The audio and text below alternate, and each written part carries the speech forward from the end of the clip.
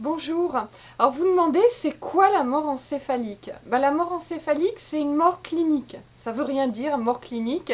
C'est un concept kafkaïen, c'est un truc administratif, c'est comment dire, un réflexe de la forme, une langue de bois, comme dans le langage boulot, hein, pour empêcher de voir, un écran de fumée. En fait, la mort encéphalique, c'est un constat légal de décès anticipé. Donc en fait, on a quelqu'un qui est mourant, enfin on suppose qu'il est mourant, c'est-à-dire qu'il est mort mais avec des organes vitaux vivants. Bon, hein. Donc, bah oui, mais il faut ça pour faire des prélèvements d'organes efficaces, pour conserver les organes.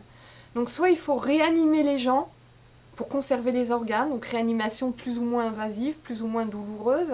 En plus, il faut rajouter là-dessus les circonstances du décès, où la personne souffre peut-être, accident de la route violent, je vous passe les détails, voilà.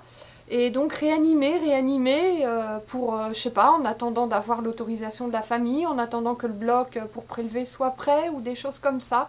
Donc il y a des contraintes organisationnelles, de logistique, hein, qui se greffent à tout ça, si je puis dire. Ou bien au contraire, on va rogner dans l'autre sens, c'est-à-dire que on va raccourcir. Ah, les organes sont frais, il n'est pas encore mort, mais on prévoit que, le bloc est prêt, le chirurgien est là, l'autre aussi, on va pouvoir tout logistiquer, là, c'est bon au niveau de la logistique, impec, on y va, go. Donc, mort encéphalique, boum, la personne est morte, c'est légal, on a couvert notre cul, comme disent les Américains, cover your ass, pas de plainte légale, juridique, et on peut prélever tranquillement les organes.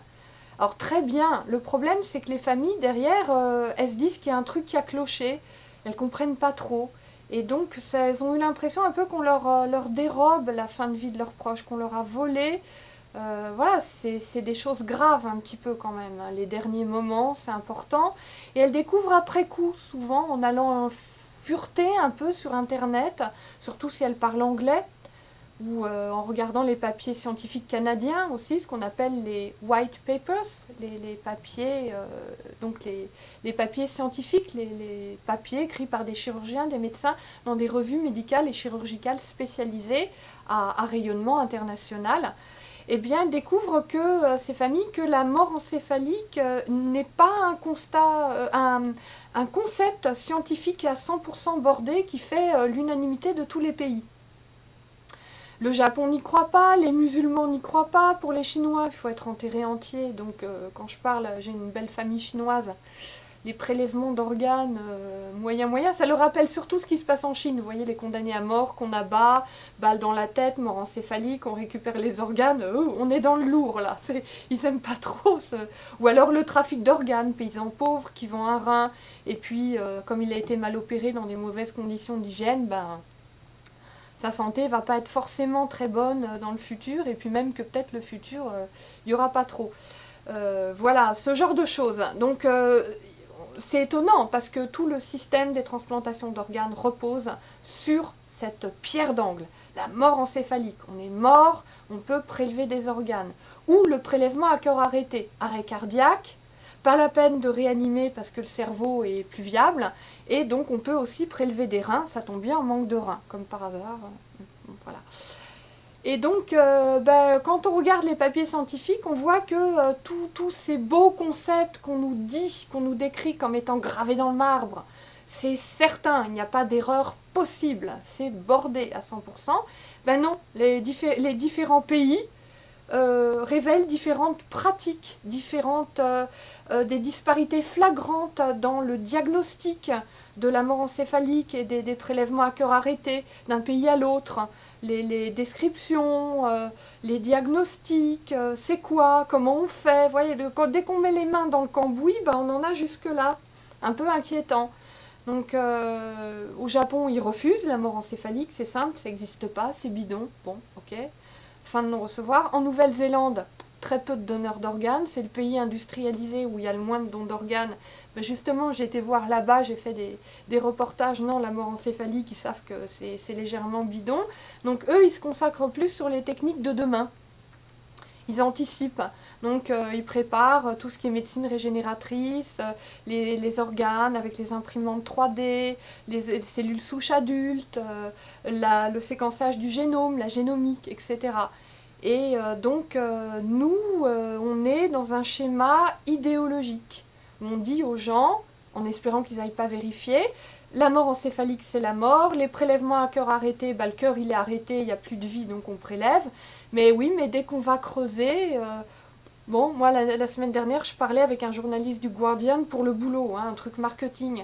Et le mec, il me dit, ah oui, votre blog, là, oui, j'ai été faire un tour. Mais vous avez vu qu'on a fait ça sur le Guardian, là, en podcast? Ah non, j'avais pas vu, j'ai écouté. Ah, ben, il y a un toubib anglais, américain, qui dit que quand on fait de la réanimation cardio-pulmonaire, bah... c'est pas fait comme il faudrait, puis quand on l'arrête au bout de 20 minutes, bah, c'est arbitraire, et la mort clinique, ça veut rien dire, ça veut pas dire que la personne est morte.